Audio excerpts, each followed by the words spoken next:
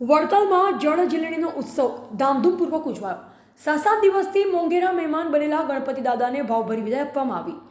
વડતાલ શ્રી લક્ષ્મીનારાયણ દેવ દ્વિશતાબ્દી મહોત્સવના ઉપક્રમે પરિવર્તનની એકાદશીના શુભ દિને વડતાલ સ્વામિનારાયણ મંદિરમાં જળઝીલણી ઉત્સવ ધામધૂમપૂર્વક ઉજવાયો હતો.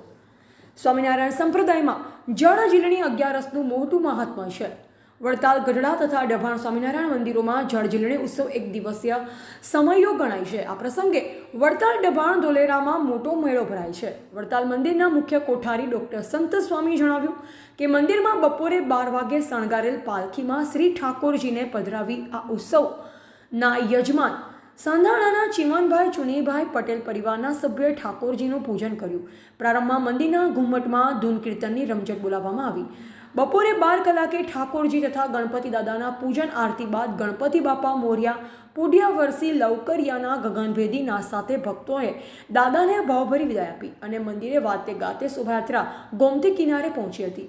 આ શોભાયાત્રામાં શણગારેલ બગી, ટ્રેક્ટર ટ્રોલી, ગાળા રથમાં આચાર્ય રાકેશ પ્રસાદજી મહારાજ, મંદિરના ચેરમેન દેવપ્રકાશ સ્વામી, વલ્લભ સ્વામી, બનારસના કોઠારી પ્રેમ સ્વરૂપ સ્વામી, સુખદેવ સ્વામી, હરિચરણ સ્વામી, જી સ્વામી હરિયાળા, બ્રહ્મચારી હરિસ્વરૂપાનંદજી સહિત મોટી સંખ્યામાં સંતો હરિભક્તો જોડાયા.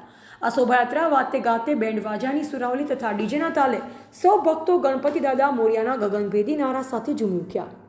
શોભાયાત્રામાં વડતાલ સંસ્કૃત પાઠશાળાના ઋષિકુમારો, વિદ્યાર્થી સંતો, પાર્ષદો તથા હરિયાળા તથા ભૂમેલ ગુરુકુળના વિદ્યાર્થીઓ જોડાયા હતા.